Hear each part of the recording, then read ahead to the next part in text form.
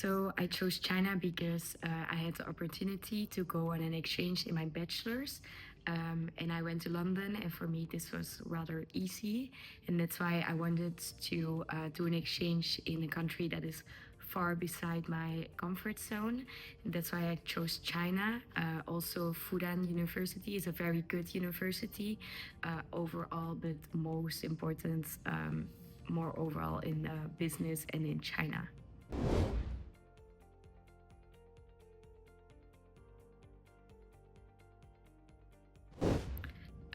I tried to prepare very well before I went to China. I read a lot of books about how the people are going to be there, like cultural differences, but also how China may look. And also, I took an introductory course for the language. This has helped me for like basic interaction with local people.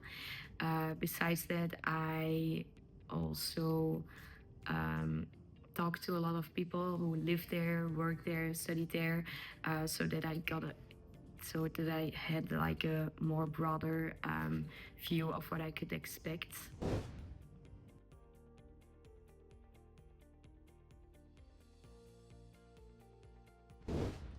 I read a book and it's called China voor Vlamingen. And this is really helped me because there are a lot of facts in this book about multiple issues or like topics. So it's good to know the facts if there's a lot of negativity surrounding the country.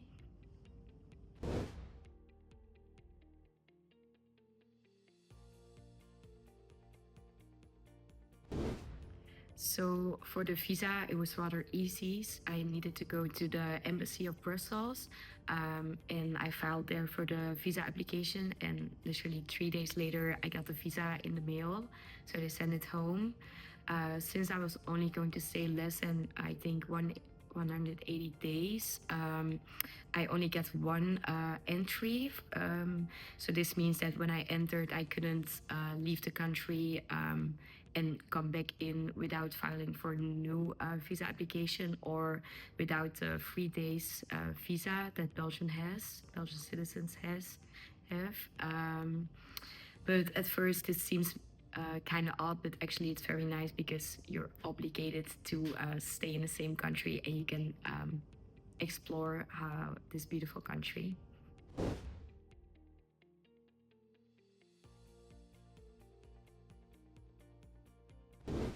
I didn't need a health check because I was only going to stay for less than 3 months or for less than 6 months, something like that.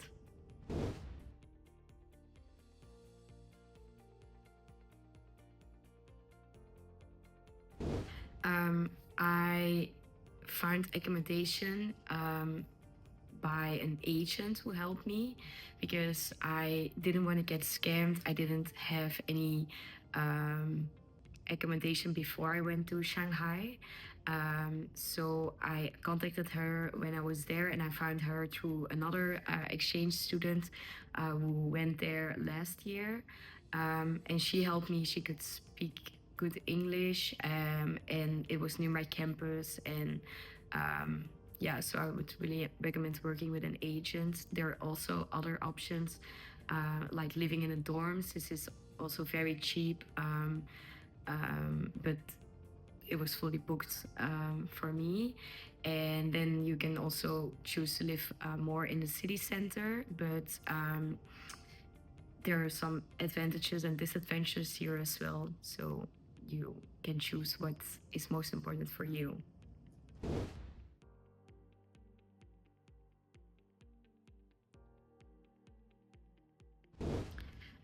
So the education in Fudan University is rather different than Leuven.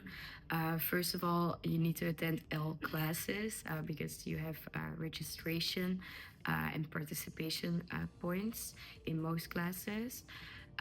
Also, I only had one exam because all the others were the evaluation was based on tasks and group presentation at the end of the semester. And for me, it was very nice to have experienced this kind of education because it's in rather small groups. So all the people you go to class with really become your friends because it are almost all internationals.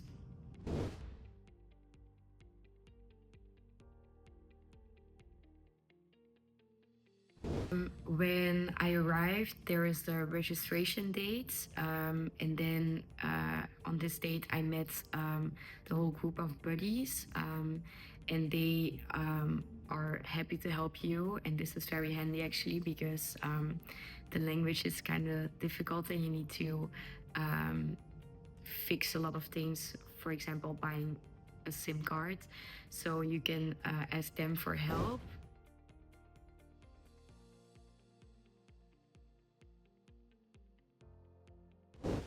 The language is definitely a barrier, but don't be afraid. Just go to China because for me, I try to prepare myself by the introductory course from Leuven, and I also do Duolingo. Um, but of course, a language maybe takes years to learn. The thing is, I did also a basic Chinese language course in Fudan University, which helped. And also, I had a good friend, and she can speak Chinese fluently. So I learned a lot from her, and also just writing words in your notes and speaking to the locals, trying to interact daily, and that helped a lot.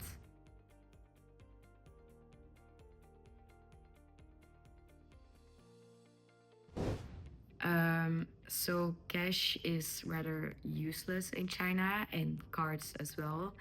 The thing you need to use is Alipay or WeChat. So for me, I filed for a Visa credit card, which I could link to the Alipay. Um, I I did choose to not have a Chinese bank account, which is also an option, but I didn't want to for some reasons. And then you can also use Revolut, I guess, to link to Alipay, but I didn't use myself. So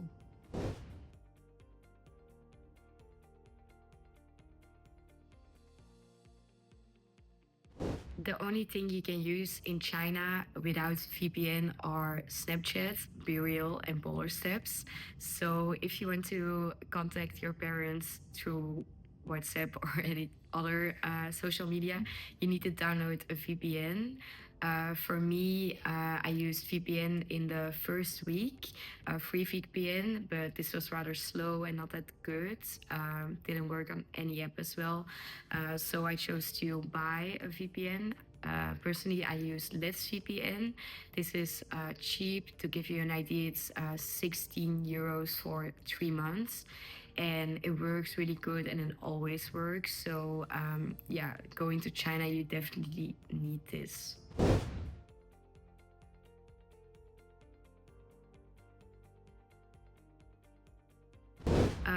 The one app you need is WeChat and of course Alipay. These are both super apps and they have a lot of yeah, that means that they have a lot of applications and like widgets in the app. So you need to kind of learn how to work with this, but it's really easy. And for example, like WeChat is also used as a Toledo.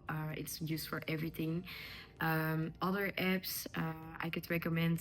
I think maybe some language apps like Pleco. It's to learn a little bit of Chinese, and also a translator, which is very handy in China. Besides that, my phone is from Apple, and this is really good actually because Google does not work in China. Besides having a VPN, and if you have an Apple iPhone, you can use Apple Maps. And these maps are really good. I also use it for public transport, which is very efficient. So these are the apps I would recommend.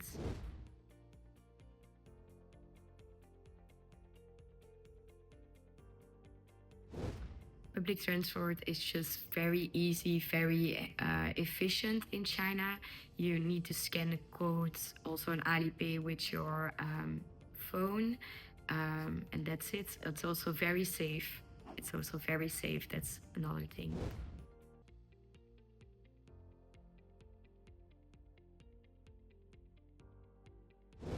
Of course, China is a very different country than the countries we've been to, or just Belgium in general. So I would say everything is different in China, but you don't need to be afraid of this difference because it's also a very beautiful country. And for me, the key takeaway from China is that you need to make a distinction between the country, which is very beautiful and everything is great in China, and the government, which you hear a lot of negativity about in the news, in the Western news. And most of it is true, but you don't hear the good parts. So these are reasons to go to China, I would say.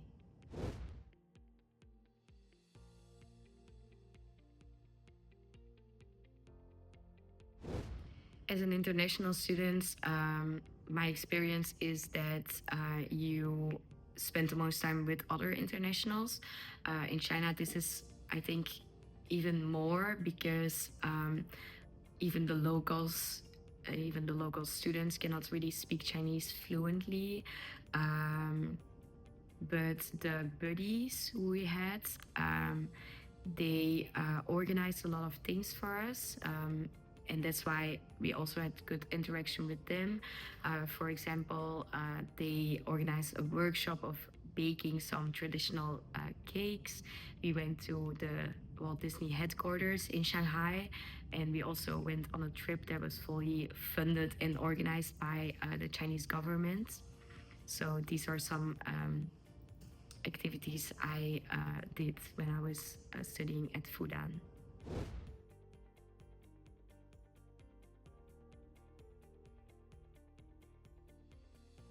So the buddy system is a little bit different from Guy Leuven, I think, because you don't really get one buddy.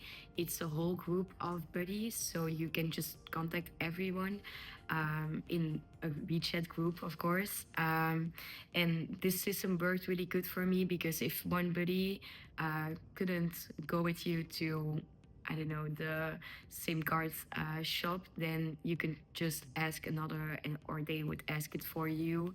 Um, they're really open to international students. They really like to learn more from you, but also they want to improve their English. So if you want, you can hang with them like all day, I think.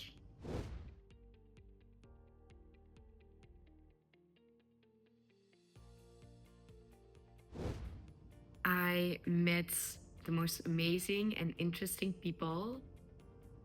I had great foods and I learned about this new language. So this was for me the added value.